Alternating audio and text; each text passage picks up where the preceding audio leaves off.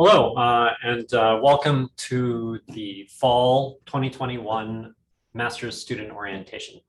My name is Mark Corner. I'm a professor here in the department.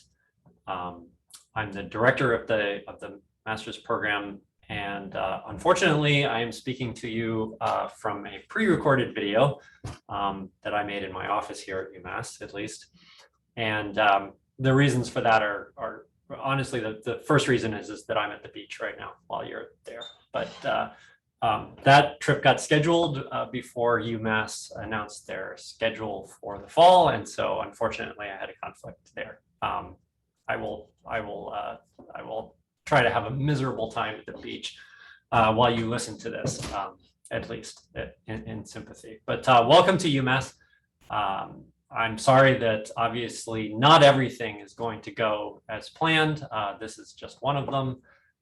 But as I understand it, at least at the time that I'm making this recording, several of the orientations that you would have gone to this fall have gone to virtual orientations as well. So just bear with us. We are all dealing with this COVID thing on a day-to-day basis as things often change. And so I know you are all used to this in various ways. And I guess the only thing that we can expect now is the unexpected. But hopefully I can give you some information about our master's program. There are a lot of people who are here to help you, which is great. I will inevitably say something during this presentation that is completely wrong. And Eileen and Elizabeth will be there, hopefully nearby to correct me and all of the things that I tell you. But we'll do our best. Okay, so let's get started. So let's talk about advising. We're going to talk about life here at UMass and life in the College of Information and Computer Sciences. And most importantly, obviously, the courses that you're going to be taking, what are the requirements of those, what's a core course, etc. Hopefully, much of this are things that you've probably seen a little bit of already. Certainly, you probably are interested in picking your courses already and have probably already done so. But hopefully, I can give you a little bit more information that's going to help you maybe make some tweaks to your schedule for this fall or help you plan into the future. Okay, so let's start with advising. Everybody has, all the master's students have Elizabeth Borolski as their advisor. I am not your advisor. Elizabeth is your advisor. So she is going to be the first point of contact for you with pretty much any kind of issue that you're having. She is there to help you. That is her job. That is her primary job, is there to help all of you through our master's program in certain ways. We'll also talk about what Eileen does, but Elizabeth is probably going to be your first point of contact for a lot of issues that might come up. Okay, so she has an office in the Letterly Graduate Research Building, also known as the Low Rise, and we'll talk about that, I think, later. But it's the reason why it's the Low Rise is because it's shorter than the other one, which is the Letterly Graduate Research Tower, which is the LGRT, very confusing, but obviously literally gave us a lot of money at some point. But there's the LGRT, which is the tower, and next to it is a shorter building, which is called the Low Rise or the Letterly Graduate Research Building. That's very confusing, but you'll get it. Okay, and so her office is on the second floor. You should email her. That is the best way to do that. There is also advising appointments that you can make on the MS Advising website. But you probably want to email her and see when you can come in to talk to her. I think she also sometimes has drop-in hours, but I'm sure that Elizabeth will fill you in on when she is best available. Okay, so I am here. My name is Mark Corner. Again, I can also be of assistance. Probably you want to talk to Elizabeth, not just because she's nicer than I am, which is true, but she also probably just knows more than I do about a lot of things, about the best way to provide you with assistance. You can certainly email me to make an appointment, and I will try my best to do so. But again, you probably want to talk to Elizabeth first, at least. And sometimes what will happen is Elizabeth will come with issues to me if they get to a certain level of seriousness. Now, we can just avoid any serious issues, but if something does come up, I can get involved and maybe pull in some more resources that might be there to help you. Okay, the other person who will be assisting you through your master's program is Eileen Hamill, who, as far as I know, it still works in the CS building. We'll talk about the CS building on the first floor. Oh, just to pause here for a moment, I was on sabbatical in the spring and I wasn't teaching in the fall and I was out of town. So things may have changed a little bit while I was gone, but I will try to hopefully not tell you anything that's too wrong. But Eileen is there. You can think of Eileen's role as being there to help you through some of the more formal parts of your master's degree, such as getting through some of the paperwork to graduate and things like that. So both Elizabeth and Eileen will be there to help you on a day-to-day basis. If something comes up with Elizabeth that she knows Eileen will solve for you, she'll send you to Eileen. And if you come to Eileen and she knows it's something that Elizabeth should solve, she'll send you back to Elizabeth. But you'll get it. It'll be pretty obvious after a little while who the best person is to talk to. But we are all here to help you. Obviously, your faculty members, your professors or lecturers, or whatever they are in your courses are there to help you with your courses. If you have an issue particular to the course, obviously you should talk to the faculty member there or to the TA that is there to help you. Oh, the word questions is misspelled. I apologize. It's at the bottom. But all of those people are there to help you. If you have a problem with the faculty member themselves, which can happen, they are a quirky bunch of people. Elizabeth would be the best person to talk to about that and see if there's something that she can help you figure out how to communicate with that person a little bit better. Okay, so that's advising. Now, something to think about during your time here at UMass, be it 3 semesters, 4 semesters, or whatever it is, or longer, perhaps, is what are you interested in doing when you leave our institution? Because yes, eventually you will have to leave. We'll make you one way or the other. So a lot of people think about this in terms of these kinds of tracks. These are not, and let me just make this very clear, these are not formal tracks of any sort. This doesn't appear on your transcript. You don't have to elect this. It's just a way of thinking about your career here at UMass and what courses you might want to take based on where you want to be after this. Most of you will graduate from our master's program and go find a job in industry, be it at Amazon, who kind of vacuums up our graduates like it's going out of style, or Google or Microsoft or a healthcare company or some New York hedge fund or whatever it is, or back in your home country, perhaps. That is what we call a professional master's degree, or for sort of more of a professional track. It is also sometimes referred to the terminal MS degree, which I don't particularly like that term because it sort of sounds like you will no longer exist at the end. And if you no longer exist, you can't really send us money, which is not our goal, obviously. So if you stop, after getting your MS degree and you go into industry, you might want to focus a little bit more on some more practical sounding courses or more 400 or 500 level classes. You want to focus on coursework. You want to focus on obviously getting nothing but A's and learning all the material so that you can interview effectively when you leave here. The other way to think about your time here at UMass is to think about a research career. And so what you're intending is to perhaps get a PhD after you leave here, or perhaps here at UMass. We'll talk a little bit about how you might be able to go from taking a master's degree here to getting a PhD here, which many people do. It happens quite a bit. In that case, you may want to focus on particular courses that are going to help you in your research career, some of which, or many of which, you might find at the 600 level. Now, this distinction between a 500 level class and a 600 level class is completely arbitrary, honestly. It's up to the faculty member who designs the course to kind of pick, is this more of a 500 level class or more of a 600 level class? But honestly, it really depends on who's teaching it, if it's difficult or easy or what have you. So these distinctions are not as meaningful as one might think. However, they are kind of a vague guideline around a little bit around how advanced the material is. We have a 589 class for machine learning and a 689 class for machine learning, and the 589 class is generally thought to be less challenging than the 689 class.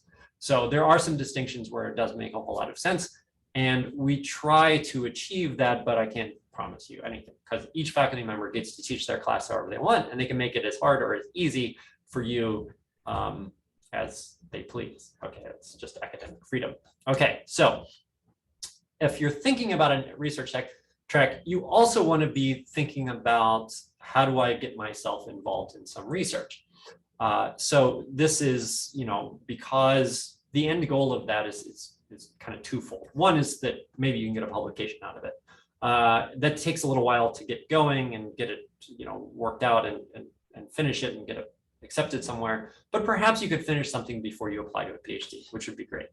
But most importantly, and probably more importantly, is obtaining a letter of reference from your PhD or from your research advisor in order to get into a PhD program. So that's the most important thing that you might be thinking about there is I need to impress this advisor, this faculty member at UMass. So they'll write me a letter that says, this student is the best student I've ever seen. I can't believe I was so lucky to work with them, and I will be heartbroken when they leave and go to some other esteemed university to do their PhD.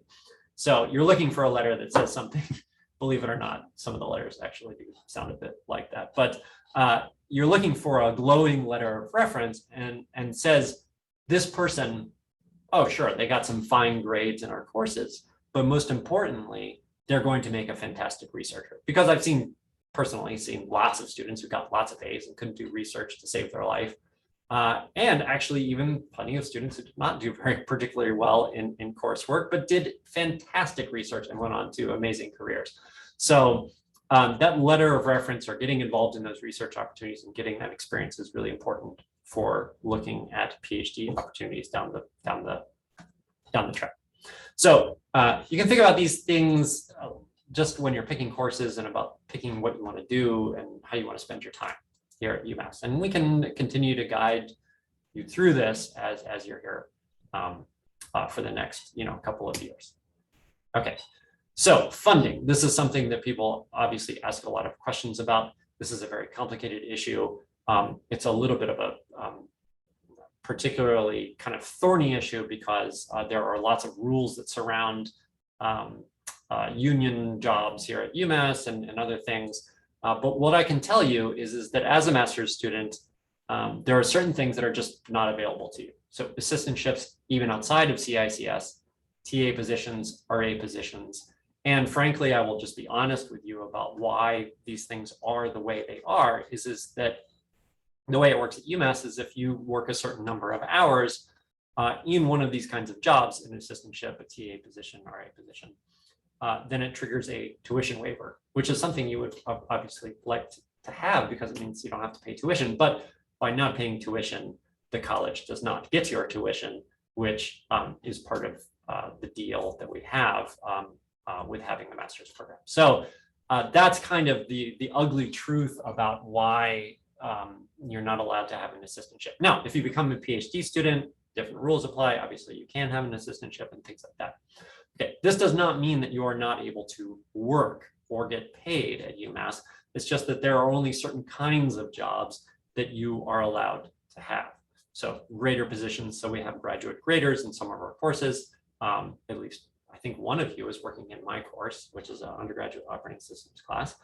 There are also hourly positions. You can work in the dining hall. You can work programming, staff programming kinds of things. There are many jobs that are available to you that are hourly positions that are not assistantships. If you need more clarification about what kind of a job something is, because sometimes it kind of looks like an hourly job and then maybe you find out later it's an assistantship. These are questions that you can ask Eileen and Elizabeth, and we can help you through that.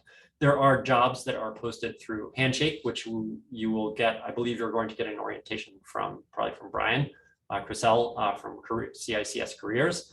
And should talk about how Handshake works and what's available to you. There is also a general UMass job board that you can look at. There are some fellowships out there for MS students. They tend to be harder to find and challenging to get for MS only students, but there are some of them out there. There are a few of them out there.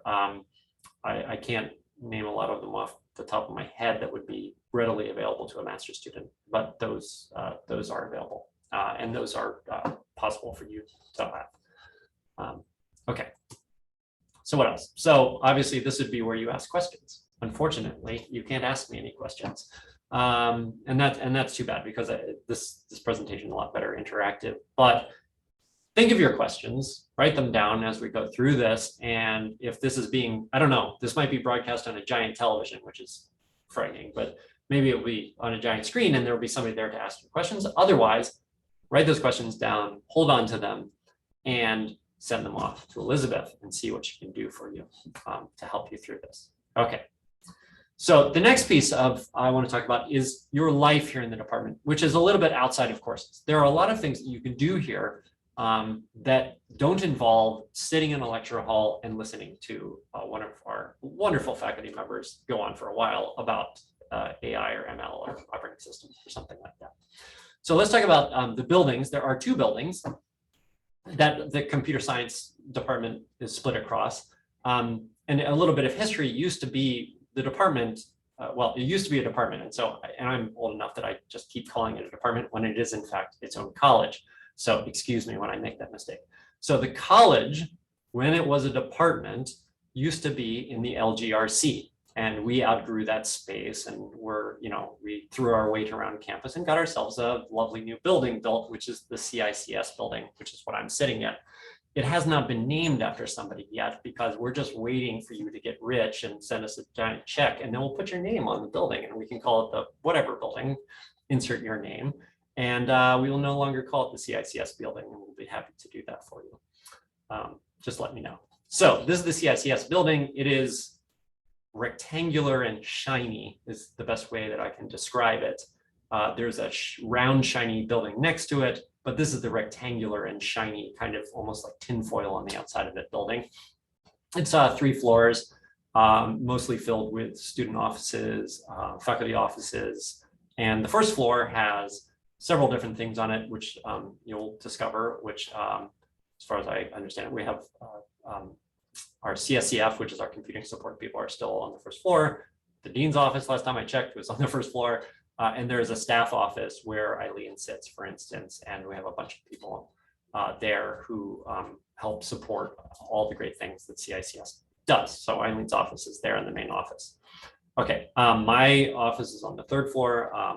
There are directories around that you can look up how to find faculty members. This is not so hard. Okay, so the other building, as I mentioned, is the LGRC low rise, or the literally Graduate Research Center or building, or whatever you want to call it. There are also professors' offices there, because after we moved to this building, the CICS building, this shiny new building, we just kept expanding and growing and outgrew this building. And so we went back and reinvaded our old space, which is the literally Graduate Research Center, and we have filled it up, and we keep taking floors away from other people and sending them away. Sad, probably, but now it's filled with professors' offices, and there's a master's student space, which we'll talk about, but also the advising office is there, and that's where Elizabeth's office is. We are also just waiting for you to write us a really large check, and then we'll just build one giant gold-encrusted marble building for all of us to sit together again. So keep that in mind. Okay, so actually, yeah, we'll get to the master's student space, I think, at some point. If I don't, I'll come back to this and try and remember. There's at least one master's student space in the LGRC. So, and it has a code on the office and on the door, and I can't remember what it is. It's probably something like 4321, but hopefully Elizabeth can tell you about that also. Okay, research talks. So these are the things that you can do in the college. There's at least one research talk per week. Now, everything is, up in the air with COVID these days, about travel especially. And so they may be virtual or Some of them will be recorded, some of them will be in person, and we'll just play it by ear and you'll see it. But there are lots and lots of different kinds of research talks, and you will see everything from PhD dissertation proposals or defenses to just guest speakers who somebody invited and they come and give a talk. We have distinguished lecture series where we get preeminent scholars from all across industry and academia to come and give talks.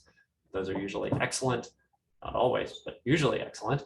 And also, one of the best kinds of talks that you can go to is, in fact, the job talk. So we hire lots of faculty members, and when they want to be hired, they have to come and give a talk.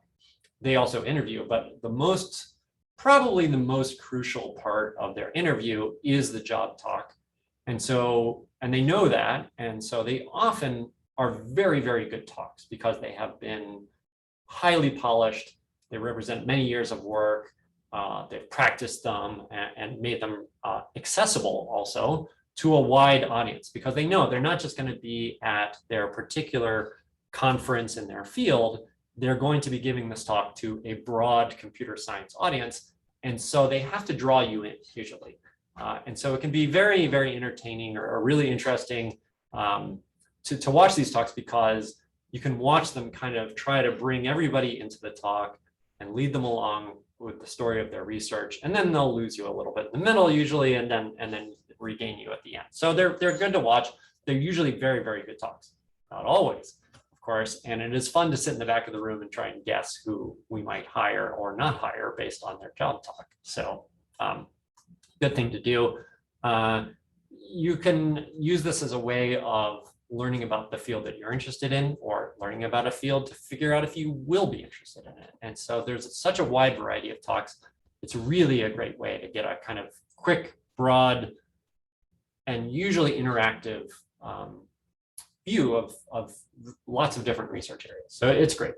And that's really good. These things go out over email lists. They're on the events page and social media, et cetera. So pretty easy to find. I do urge you to get involved in these, and sometimes there's food. So not always, but sometimes there's food, so keep a lookout for that. There are also typically seminars. I don't know actually if we're doing them this fall, but both from the UMass Graduate School and sometimes inside the department about professionalism, about perhaps how to write a grant or study skills or all sorts of things that you might be interested in. So keep an eye out for those.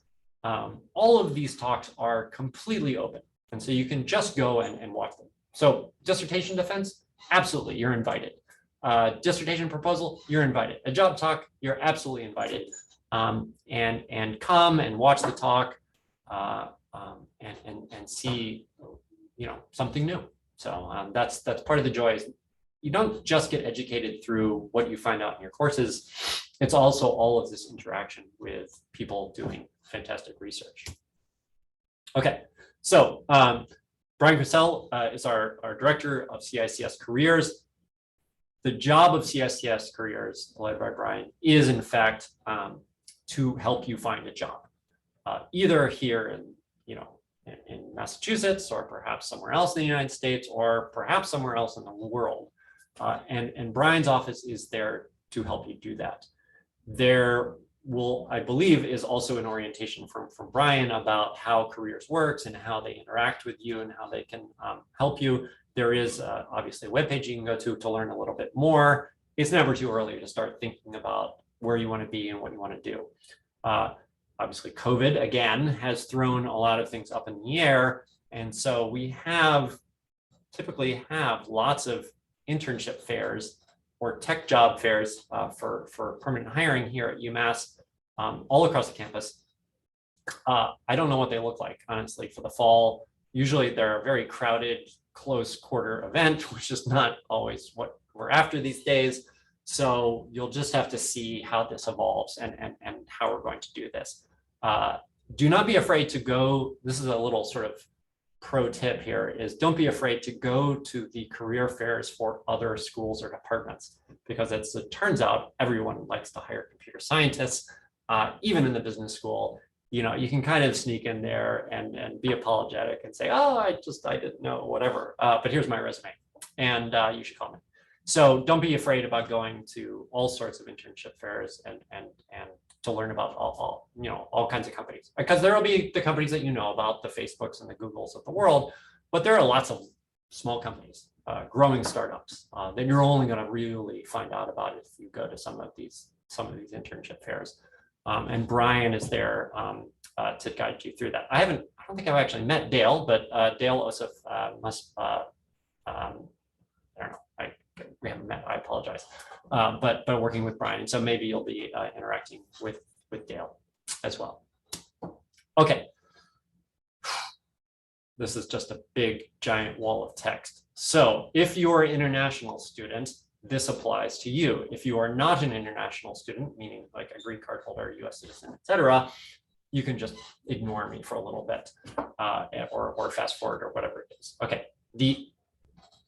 Obviously, lots of international students are very, very interested in the, I can't remember, it's curricular practical training program, the CPT visa, which allows you to work basically during the summer at a company here in the United States, even though you are on a student visa. Okay, so you probably actually know more about this program than I do if you're an international student, but there are a lot of rules that get applied to this. And IPO, which is the International Programs Office, which I'm sure you are now acquainted with if you're an international student, is there to help you through that process. But we are also necessarily, especially Elizabeth, involved in that process because there are certain verifications that we have to make that you have done certain things. Okay, we do encourage you to do a CPT over the summer. It's a great thing. You should absolutely do it. It's just always like a little complicated. Now, everything could change with COVID-19 and US federal government guidance and all this kind of stuff. So we just always have our ears to the ground. When our previous illustrious president was here, there was a lot of question marks about whether the CPT program was going to continue or not. We are in a different era now, and so most likely the CPT program is not going to change drastically in the next couple of years. That would be my hope. But that is obviously all speculation on my part. So we just have to keep an eye on this. And sometimes, and honestly, quite honestly, one of the problems with CPT in general and a lot of the visa stuff is the rules are written in a very, very vague way. So we interpret them in a particular way. And then we find out, or later they say, well, we're going to, the federal government says we're going to reinterpret those rules in a different way, and we would like you to follow them. So we have to follow those things, and we're constantly kind of adjusting how we do this. Okay, so before beginning a CPT, you must have completed 2 semesters on campus at UMass before beginning a CPT. You have to physically be here to do that. Okay, now we also have another program that hopefully we have a webpage about this now that it explains it a little bit better. I designed it, so I should remember how it works, but it's a little complicated, but is a way that we can, working within the rules of the CPT, allow you to take a CPT before you've been here for 2 semesters. And the only way you can do that is by enrolling in this particular concentration. It requires a specific class to be taken before you go and a specific class to be taken after you go. And then you have to be here for 1 semester physically. This probably does not apply to you because you're here in the fall. And so most likely what you're going to do is be here for the fall, be here for the spring, and that'll be your 2 semesters before you do the CPT in the summer of 2022. So this mostly is a way that we can get our students who arrive here in the spring into a summer CPT, even though they've only been here for 1 semester. It sounds like a trick. It's not. This is all within the rules because the field experience concentration requires you to do a CPT, and that's within the rules. That means that you can do it after just 1 semester. Okay, now CPT is not an option for online master's students if you happen to be an online master's student because you're not physically here on the campus. So if you're an international online MS student, that does not work to qualify you somehow for a CPT. So you really need to actually then physically come here. That just doesn't work for the federal government here. Okay. Now, if you would like to do a CPT during the fall or spring semester, this tends to be extremely difficult. Okay. So you are, or at least has been difficult in the past. And so let me see, hopefully I can get this right. This is rare or relatively rare that students want to take a CPT during the fall or the spring. Okay, so technically you have to be enrolled full-time, which is 9 credits in order to do a full-time CPT during the fall or spring. And you can only have one of those courses be online. You will probably know this if you're an international student. Okay, and so therefore it would be almost impossible to do that, because how are you here physically taking full-time credits and then also doing a CPT in Seattle, Washington, or whatever it is. Okay. Yes. Now, the field experience concentration, you can be full-time in a CPT and do this. Hopefully I'm not gonna mess this up, but we need to probably work with Elizabeth. I need to work with Elizabeth to make sure that everybody understands this. But if you're in the field experience concentration, which you can elect, then you can do a full-time CPT during the semester. You do have to be enrolled in the CPT course, but you're probably, I think, oh man, I don't want to say anything wrong, but basically you're going to need to be here for at least 1 semester before you're going to do that physically here. And so perhaps you could do a CPT in the spring, and hopefully Elizabeth can clarify that. I apologize, I probably just butchered that. Okay, so that's the exception to that. And so you have to go through this concentration. It's very easy to elect. You just have to take a particular kind of course before you go, and then a particular kind of class when you come back that revolves around getting practical experience. If this sounds ridiculous, it's kind of is, because this is just how the CPT program works. Okay, so again, that CPT, if you want to do a CPT during the fall and spring and you're only taking 9 credits, or you are taking 9 credits, you would be limited to 20 hours a week at the CPT. But of course, you're probably not going to do that, because you would just enroll in the field experience concentration and then you can work 40 hours a week. Again, if it sounds crazy, it's because it is. And I probably confused you more than you were when you started, but just think about it this way. If you want to do it during the summer, it's very easy. You just take fall semester and spring semester full-time and you go in the summer. If you want to do it during the spring semester that's coming up, because for some reason, like some opportunity comes up, you will need to use this field experience concentration, and Elizabeth will help guide you through that process to make sure that we get it right. Okay, so hopefully that helps. It doesn't hurt, at least. Okay, I'm sure you had questions after that, but you're not here to ask them. So, okay, so let's continue. So let's talk about courses. This is obviously the thing that's most on your mind at this particular moment, is what classes to take and when. Okay, these are the requirements for the MS degree. This is all spelled out on our webpage. You can read all of this. And so just look at this. So 30 credits of coursework. Generally, that's basically 10 classes. Most classes, or pretty much every graduate course, is 3 credits. And so that would be 10 classes. Seminars are often 1 credit. And so you'd have to take 3 of those to make 3 credits, which would be kind of unusual, but there might be a seminar that you're interested in doing. They all have to be graduate level classes, 500 level or above. You cannot take a 400 level undergraduate class in computer science or anything else and count it towards your graduate degree. 500 level, 600 level, 700 level, what have you, all of that can be counted towards your graduate degree. Okay, you have to take 4 core classes total, 1 AI/ML, 1 in systems, 1 in theory, and then 1 of any area. Now, the way that it works in the master's program is different from the PhD program. So if you happen to look at the PhD rules, they are different and they are more restrictive as to what classes count as cores. We essentially, in the master's program, count any regular class as a core class, and all of them fit into some category. There are sometimes new classes that pop up that we haven't categorized yet, but just tell us and we'll categorize them for you and tell you what category they fit in. Some things fit into 2 categories, such as ML theory. right? Obviously, kind of two different categories, and you can count it however is most convenient to you. So all regular classes, a seminar is not a regular class, 696 independent study is not a regular class, things labeled as experimental courses are not regular classes, but essentially any regular lecture exam type course counts as a core class. They should all be listed on the webpage. If you find something that is missing, let us know and we will address that. You must have at least 12 non-independent study credits at the 600 plus level. So you have to take at least 4 classes that are 600 level classes or above. The one thing that you can't count at the 600 level or above is 696, which is called independent study. That is just an independent research project that you do with a faculty member. That cannot count towards this particular requirement. So you have to take at least 4 600 level classes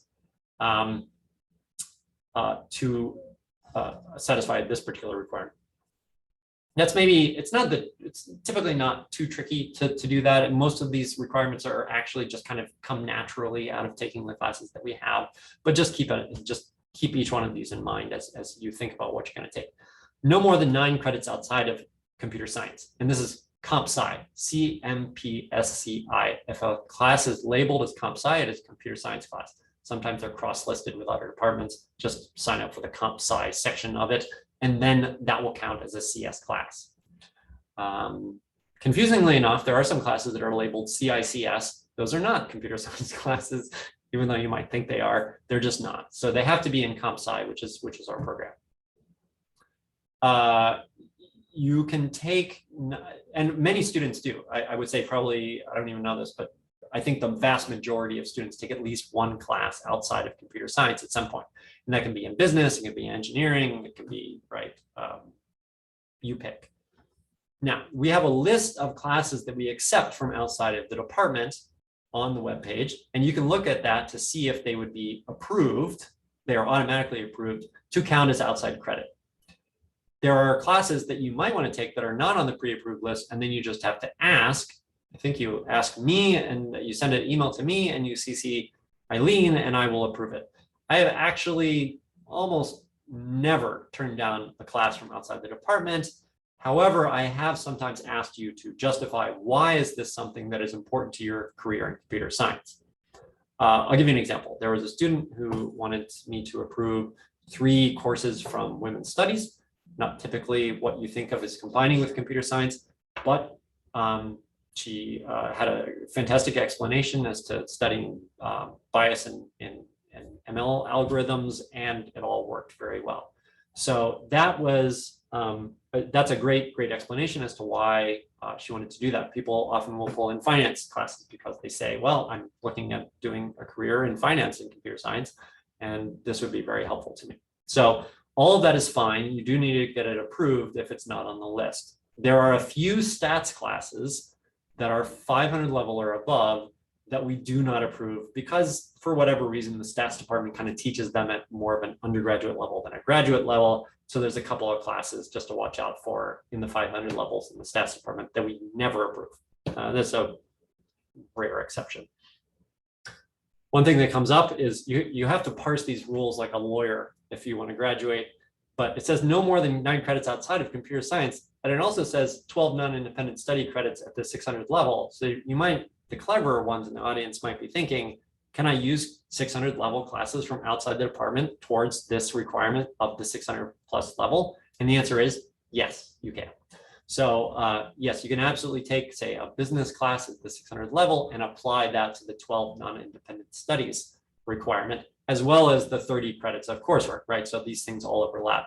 The core classes are all going to have to come from computer science. We don't accept classes from outside the department as core classes. Okay. You have to get a C or better in order for them to count towards your 30 credits. Frankly, this is almost never a problem. A C in a graduate class is considered fairly bad. And I don't mean to make you feel bad ahead of time, but a C is not a great grade in computer science. It's not a great grade in an undergrad program either, but it's really not a good grade in a graduate class. We expect our students to really be hitting Bs and better in their classes, especially in core classes where we require a B in order to count it as a core class. Not a B minus, a real B, a B plus, an A minus, an A.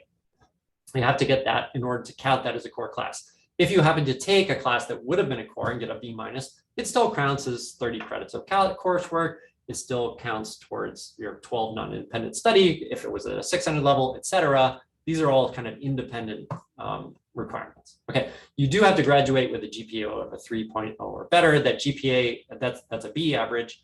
That's almost never a problem. If it is a problem, you're already hopefully talking to Elizabeth about what's going on and how you're going to fix that. The one thing I'll just mention if you're in the situation is that 3.0 or better only applies to the 30 credits that you're using to graduate. Since if you get an F in a class, something really goes wrong, you get an F, it's not going to count towards the 30 credits, and it actually doesn't factor into your GPA because it's not a class that you're using to graduate with. Because it's almost like it didn't happen. It will be on your transcript, of course, but and it will factor into your official UMass GPA, but it doesn't factor into this 3.0 GPA or better to graduate. Okay, that's a lot of rules. They basically make sense. They're not nearly as complicated as the CPT program, and hopefully that helps you looking at the requirements. Most of these, as I said, are not hard to hit. Most students will hit all of these requirements almost by accident, just by signing up for the classes. Sometimes we have students who are trying to avoid a particular area, such as theory, for instance, and in that case, they may have to go out of their way a little bit to make sure that they take a theory class. Okay, core classes, this is what I mentioned. This is a lovely pie chart that you can refer to. But yeah, you have to take a systems, a theory, and an AI course, and then one from any three of these areas. Okay, so placing out of core requirements, this most likely would apply mostly to maybe our undergraduates who have decided to stay with us for our master's program. Sometimes you can place out of a core. You don't get out of credits. You don't get out of your 30 credits by doing this. But for instance, if you happen to have taken a graduate level course in, say, theory, here or somewhere else, you can get out of the theory core requirement, but you can't get out of the having 30 credits to graduate. Okay, there is a form that you fill out and you work with Eileen to do this, and you're going to have to speak with a professor to make sure that it's kind of equivalent to what we might be teaching here. I will warn you, certain things we never consider to be, if you took a Coursera class in algorithms, that's not going to cut it. Okay, it has to be a real graduate level class at a real institution. And what real institution is up to us to decide. Sorry. But mostly this would often apply to undergrads who might have taken a graduate level, say a 500 level theory class. They want to get out of the theory core for whatever reason. And then they can apply that and get out of the theory core, but they don't get out of the 30 credits. Okay, it just frees you up to have a little bit more choice about the classes you took. Just because you took an undergraduate class on theory, that's not going to cut it either. It has to be a graduate level class, again, at a reputable, real institution. No offense to Coursera, it's just not a graduate level institution. Okay, this is kind of a possible plan. You probably already have something in mind. You're going to take 9 credits each semester.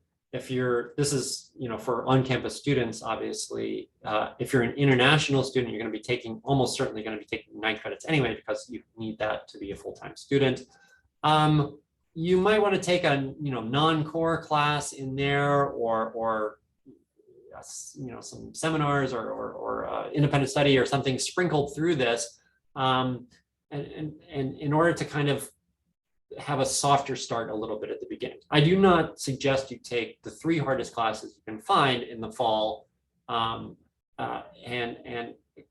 just get off to a start like that. You really need to adjust yourself to the difficulty of a graduate level class. Most people think of a graduate level course as being the equivalent of, say, 2 undergraduate classes put together in terms of the amount of work and attention and time that you're going to spend on it.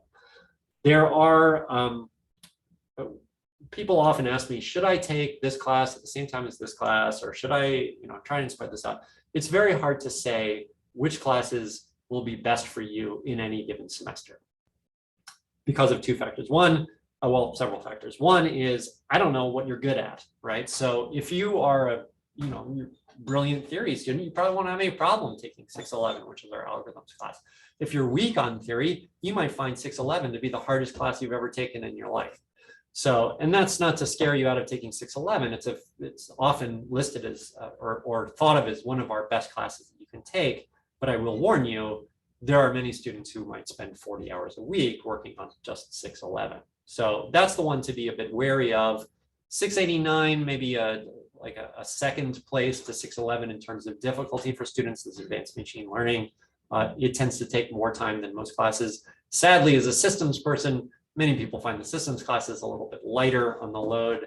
And so it just depends a little bit on your strength, but it also depends on who's teaching it in that particular semester. Because if you have somebody teaching it in a particular semester who just decides to make it harder or easier, that can happen. So you have to think about that. Now, if you look at this, you're going to be taking 3 courses, 3 courses, 3 courses, and then and then you have 1 class left, right? And a lot of students look at this and say, I don't want to be here just taking 1 class. And just to be clear, if you're on an international visa, student visa, this is totally fine. You're allowed to take less than a full-time load in your last semester here. So that's not a problem legally. However, many students will try and say, how do I get out of here in 3 semesters, in which case you're going to have to squeeze in another course somewhere. Do not be tempted to just take 4 classes in a semester. That is probably not a good idea. I've seen students do this and it has not gone well because they're just trying to force a rope uphill, as they say. So most likely what people will do is often look for a course during the summer. We don't offer a ton of classes in computer science during the summer, maybe more as time goes on, but there's other departments at UMass. Again, you can use courses from outside the department, then you might want to squeeze one in during the summer. You can also transfer in classes from other graduate institutions up to a certain limit. And so maybe you happen to be somewhere during the summer doing your CPT, and maybe you can take a class either online or in person at some other institution. If you're going to do that, you should ask first to make sure that that class is going to work for us in terms of transferring it. Okay, so be careful about that. Do not be tempted to take 4 classes in one semester, especially your first semester before you get your feet under you and understand, oh, this is how hard graduate classes at UMass are. And then you can do a little bit better planning about your life. Okay. Now, if you're an online student, then it's kind of up to you. I mean, this is kind of a sample schedule, but we're looking at taking 1 or 2 classes in the first semester. Again, don't take more than, say, 1 600 level before you get used to it and figure out how this is going. And again, you're just going to be on a very similar schedule, but 3 years, right, in order to get all of these classes done, perhaps, or longer, if that's how you're going to do it, or shorter, depending on what's available to you and what time you have. You might be able to, again, take 1 during the summer. I think that that's a great idea. You probably want to look around, especially, look around UMass and see what other classes do we have in other departments, stats, math, bio, if you're interested in doing bioinformatics, or business, if you're looking at being a quant in New York City or wherever it is. There are a lot of opportunities for you.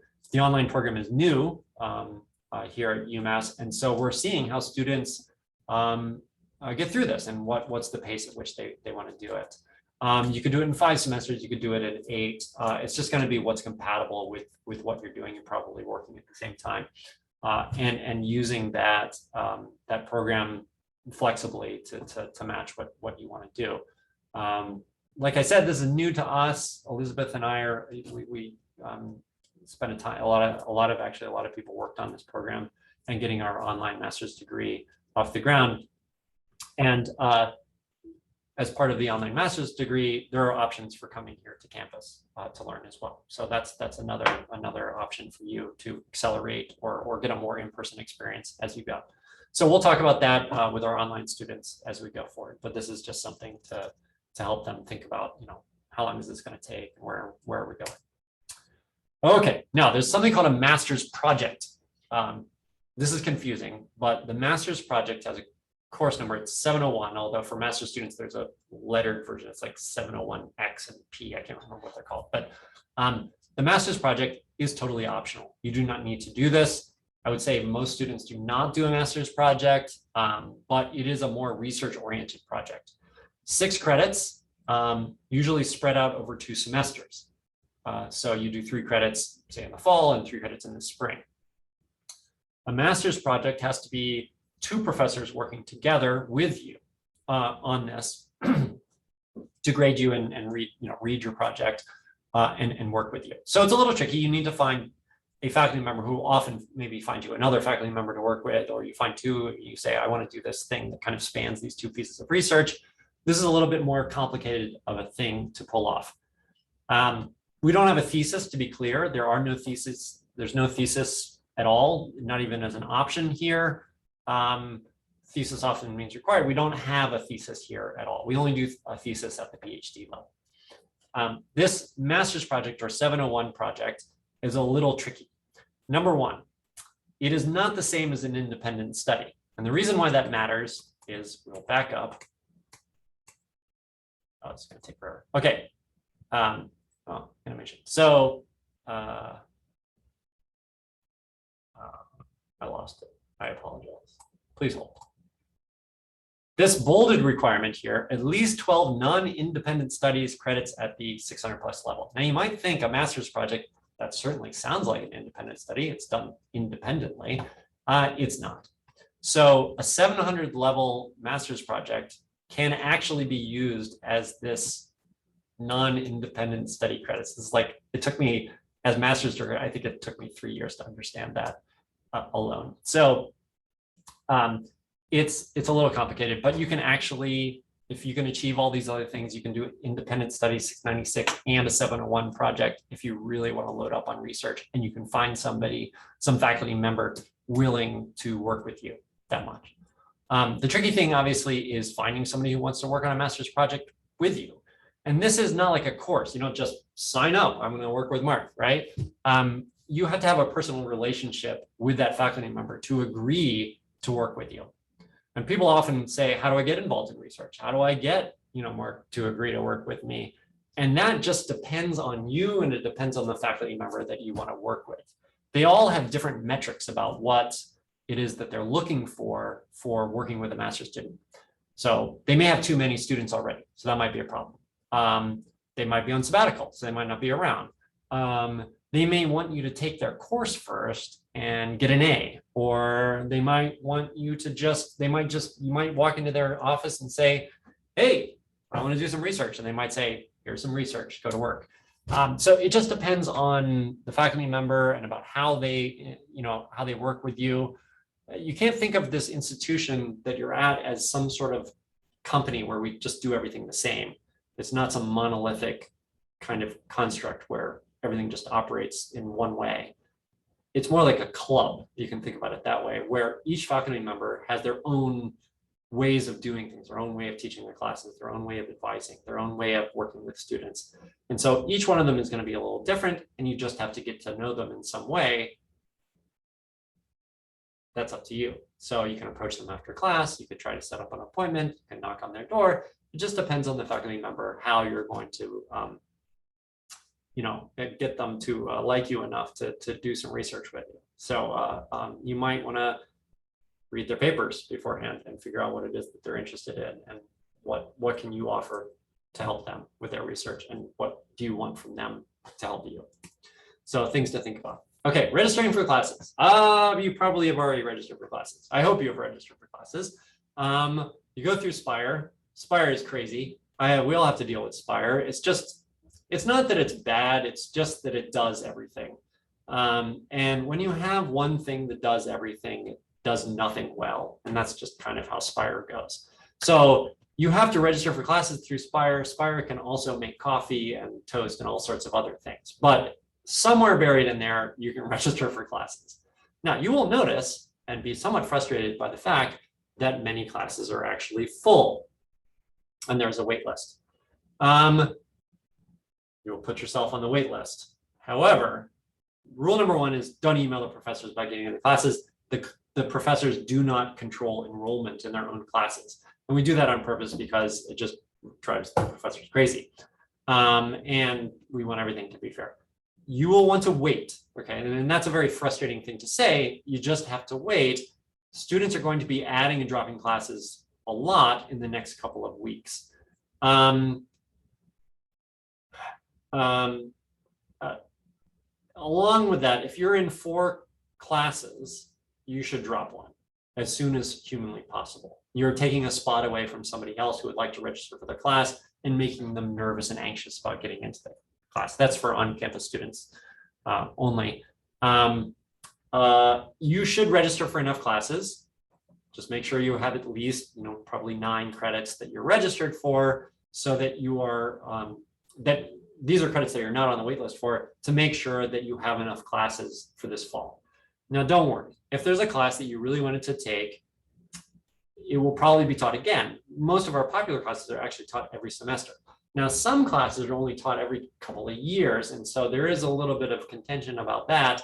But most classes are taught at least once a year or even twice a year. So we do, at least last time I checked, we do priority by how long you've been here. So the longer you've been here, the better chance you have of getting into courses.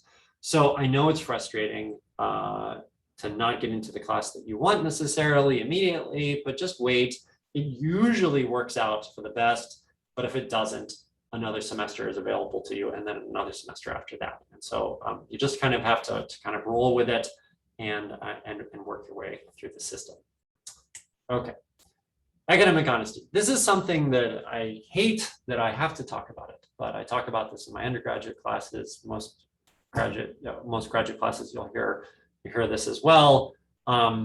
Academic honesty is expected of you here. It is required of you. In coursework, whatever you're doing has to be your own work. And you have to know what the definition of collaboration is in the class that you're taking. And so pay attention in every class that you're taking. I would expect every faculty member at some point during the first lecture to tell you what their policies are about collaboration. If they don't tell you that collaboration is permitted on something, group work or whatever you want to call it, it isn't, and it has to be your work. It has to be your work, and if it's not your work, you ought to be citing it, but you probably ought not, well, it depends on what you're working on, but either cited or not used at all. And if you have any confusion about what the policies are for a particular assignment or a particular course, you really need to talk to your faculty member of that course and find out more information from them. Okay, cheating and plagiarism are just absolutely not tolerated here. There are all sorts of penalties for it. But most importantly, this just tarnishes your career here, perhaps for the rest of your life, honestly, because this is a smaller world than you will think. And somebody might come to me later and say, how did this person do in your course, your graduate course? And I say, not so great, because of perhaps this following issue. And that kind of thing, you don't want that to haunt you later in your career. It's just the wrong thing to do. It's unethical, and it does not represent UMass very well when you do something like that. And it's unfortunate, but it does, no matter what I say during this talk, some of you will ignore me, unfortunately, and get yourself into a lot of trouble. And it's not pleasant for you as a student. It's not pleasant for a faculty member. And I would say this, is that sometimes whatever institution you came from, the policies or the norms about academic honesty were different. They are very strict here. I can tell you that. At this institution, here, we have very different ways of viewing academic honesty. It's, I don't know how to express it in a way that will really sink into you, but it's really viewed very, very, very dimly here at UMass. And I would really urge you to think very hard at 11 o'clock at night when something's due at midnight and you're tempted to do something that you know is the wrong thing to do. You need to stop and think about what I just said to you, conjure my face up in your mind and say, don't do it. Turn around, take the worst grade, take the B, take the C, whatever it is for the course, and hold your head up high, up high, and know that you did the right thing.